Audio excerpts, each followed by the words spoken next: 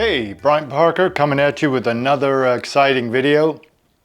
I'm keeping with my, I'm trying to balance out my membership website. I want to give you more creditor lawsuits and how to defend against them. And again, as you know, we emphasize greatly a securitization defense. At the end of this video, I'll show exactly what happened to the lawsuit that I'm going to examine today, and how we use securitization and the settlement that we got. So 5 things you should remember. The law firm representing Citibank is always going to cover its own ass, and they will say they are debt collectors, but they're not parties in the lawsuit, so they will hurt their client, and that their client is a creditor, Citibank, that is now a debt collector, because that's what the lawsuit says. You'll see this. Look for the word debt. You won't see it. Why is the word account in the lawsuit? Number 3, the counter affidavit is everything in Citibank and creditor lawsuits. Number 4, use the debt collector language against Citibank, as I said earlier, but one is showing you how the law firm is hurting Citibank. Now use it against Citibank. Number 5, when you create an account stated claim against you or my clients, there must be specific language and that meet the jury instructions if it ever goes to trial. And in this case, they do not have the backing or support that they would like, but they allege whatever they want to, even though they can't prove it. So let's take a look at your basic Citibank lawsuit. Citibank's usually represented by a large multi-state law firm called Stenger & Stenger. So you're likely to see the similar complaint in different states. It is your basic non-debt sounding or stating lawsuit. It has nothing about you owing anything other than unsupported beliefs that you owe thousands of dollars on a specific debt that has long since been securitized. Let's put page 1 and page 2 of the lawsuit up. Page 1, Shazam, page 2. And all I'm doing here is just showing you specifically the usual 9-count complaint of Stenger & Stenger or Citibank. And you can see each page they're saying we're debt collectors. Now, quickly, the FDCPA protects everyone against the bad actions of a debt collector. A debt collector is defined as a third party collecting a debt for another, where they're saying the other person owes the debt or is alleged to owe the debt. A creditor, in this case Citibank, is not part of that equation. They're not regulated by the Fair Debt Collection Practices Act. However, if they act like a duck and walk like a duck, quack, they're a duck. So Citibank is saying we're creditors, but then on their complaint it says we're debt collectors. That has a number of consequences, and all that's happening really is it's Stenger & Stenger saying we're debt collectors, but they're not. Citibank is, because Stenger & Stenger is not part of this. It's on there for reasons that don't help Citibank. But it is true under securitization, when that debt is created by you and Citibank, that debt is taken by the originator, which is Citibank, given to Citigroup, and then that debt is securitized to get off their bottom line so they can improve their credit scores and get more debt. And it's actually a good thing. Securitization is a good thing for the economy. Bad thing for Citibank, because they are really just servicing agents of the trust. The trust takes the debt and in return gives the debt rights to collect upon it to Citibank. So you get this Citibank statement thinking, well, Citibank has my debt. They're collectors. They're at best services. But here they are suing you, even though they don't have the right to as services. That's not a debt collection. And their lawsuit says they're debt collectors. So that has a number of consequences. On my membership website, you will see the actual lawsuit. I'm also going to give you an answer that you can answer using my securitization and the affirmative defenses for your use. Also an affidavit, a counter affidavit talking about the 5 tips that I just gave you.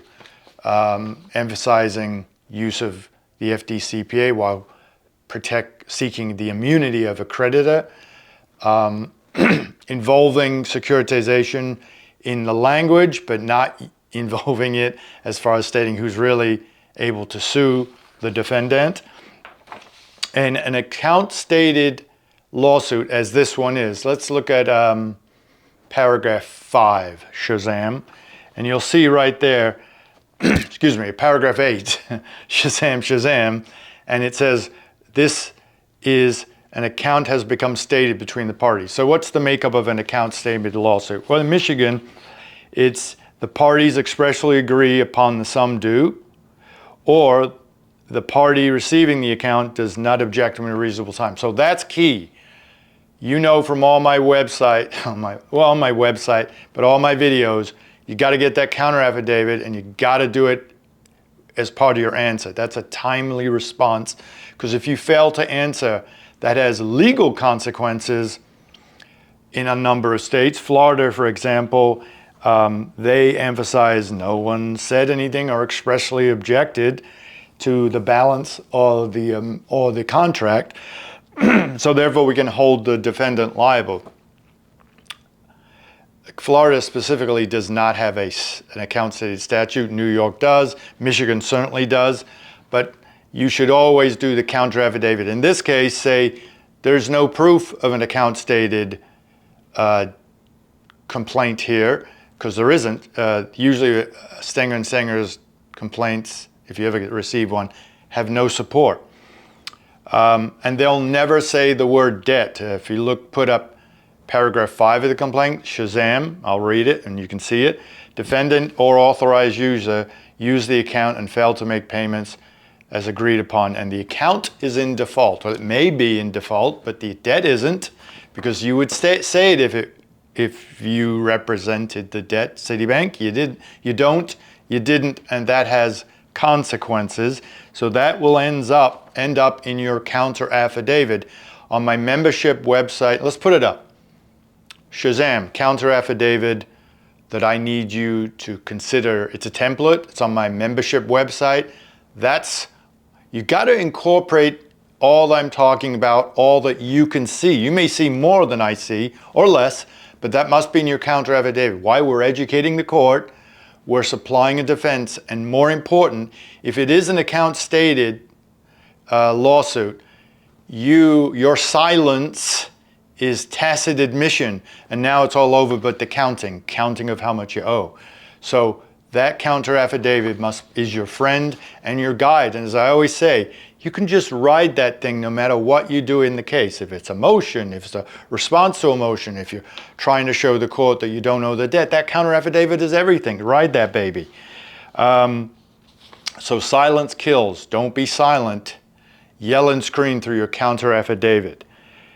A pro tip, you might want to just file, and sometimes you file a motion expecting to lose. You don't want to, but the response back from the court, you're educating the court where you're coming from, but the response back from the other side will be, uh-oh, and they'll try to respond in a way that protects them, but also protects them from the court, saying, yeah, it looks like Parker's right here. So sometimes you're filing a motion for information, or as I've counseled before, a submarine in waters suspects there's something coming, it'll send out a ping, and that ping, let's say simply, is a radar that provides shape of what's coming. Is it a school of fish? Is it a whale? Or is it a Russian sub out there? So your ping is your motion. In this case, do a motion for more definite statement. Say, I don't have a freaking clue what they're saying. What is an account? There's no debt here. Even if you lose that, you'll see the judge going, you know, you're kind of right, because he or she has never thought about it like that. And there's this great expression, hello, it's right in front of you. Thousands of these go past his bench every day, but he never really reads them. And then you look and go, there's no debt here. So how can you be sued on it? How can you have standing to sue my client, Your Honor? File a quick summary motion saying they have nothing, they have no debt. And you can do that before your answer. In most states, You avoid a default by not answering, by filing a motion for summary judgment or a motion for summary disposition. Look at your state rules. But again, you're seeking to educate the court that there's nothing here, Your Honor, and you're finding out, you're pinging, see what they got. They may have everything. Unlikely, never seen it. Securitization is your friend, again, as I said. Let me put up something. Here's, in a nutshell, what securitization is. And I'm going to include my show note, Shazam. I'm going to include my show notes in this case, like I always do, and that'll be on my membership website, collectionstoppersolutions.com. And you can just see the makeup of what securitization is. I talk about, I tell you where to go. Let me tell you where to go to Google right now. Google 10K, Citibank, Citicorp, or Citigroup financial documents. Let's say your debt is 2019. Put in the number 2020. And, well, here's what I found when I did that. All right? Let's get rid of the other one. Okay, boom, Shazam, here's what I found. And you can see that the language is quite specific. There are 2 key accounting determinations. Citi makes a determination as to whether securitization would be consolidated, and it's just detailing how they handle securitization. It is securitized. This is elaborating on that. So you're, again, educating the court. Your Honor, this case should be dismissed. This debt has been clearly securitized. They don't have the right plaintiff here. I'm being sued by a plaintiff that does not have standing. That's a nutshell argument. But I think when you keep things simple and nutshells, you're only getting 30 seconds to a minute of anybody's attention these days. So keep it simple, stupid. It's securitized. The wrong plaintiff is suing me. I could likely get a judgment against me, and then the real person that owns this debt, Your Honor, the securitized trust, will sue me. And that, I'm looking for that down the road. I see that kind of litigation coming in about 3 to 5 years. The securitization trust will go, hey, wait a minute. We got all this outstanding debt. So that's a valid point that you can make. So you saw what I put up. Your counter affidavit is key. You're going to elaborate for the court a number of things. A lack of an agreement. If there's no agreement, and most Citibank cases, especially Singer & Singer, have no contract, because they're not going to have your contract, especially if it's an old debt. There's always a dispute over the amount, so your counter affidavit should say, I dispute owing Citi this. Here's a cool thing. Statute of limitations.